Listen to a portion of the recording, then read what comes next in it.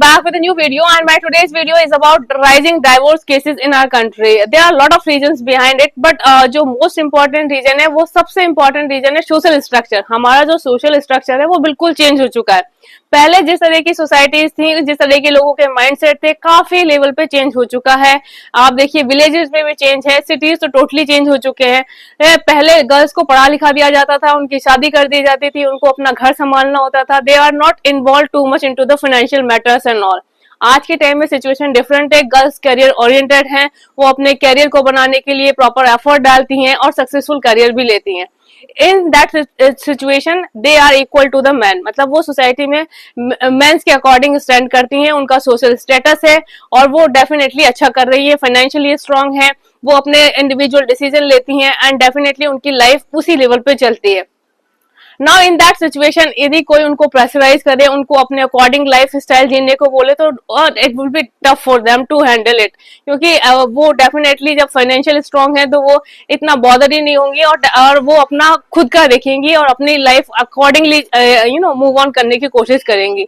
तो डेफिनेटली ऐसी सिचुएशन में most of the time divorce cases भी बढ़ते जाते हैं, क्योंकि जो फाइनेंशियली इंडिपेंडेंट है वो कभी भी किसी दूसरे के अकॉर्डिंग अपनी लाइफ को नहीं चलने देगा. उसका खुद का माइंडसेट है, वो अपने अकॉर्डिंग अपनी लाइफ मैनेज कर सकता है. Previously generally financially women's were not that much strong, तो वो किसी भी तरह से उनको वहां पर रहना है, अपनी फाइनेंशियल नीड करनी है, तो वो उसको मैनेज करती थी. थोड़ा जो डोमेस्टिक इश्यूज आते थे उनको हैंडल करने की कोशिश करती थी. उनको पता था कि हमारे पास कोई ऑप्शन नहीं है. आज के टाइम में they are enough sufficient to handle their situation. वो मूव ऑन करती हैं, अपनी लाइफ में अच्छे से रहती हैं.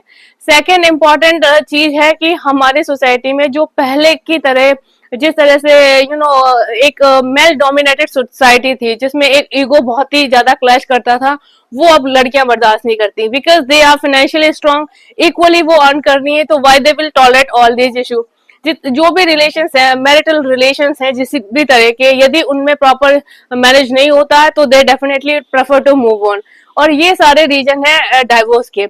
एंड सबसे इम्पोर्टेंट चीज है कि पहले जो पेरेंट्स थे वो अपनी डॉटर्स को ये सिखाते थे कि बेटा जा, तुझे रहना है वहां पर, अकॉर्डिंगली मैनेज करना अपनी लाइफ, मतलब in that in laws family.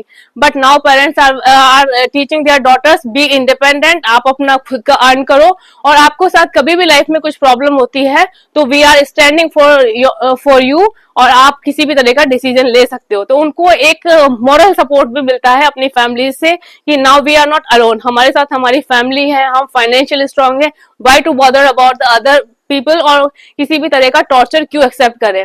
तो these are the main basic reasons behind divorce. और कुछ केसेस में चीजें डिफरेंट भी होती हैं.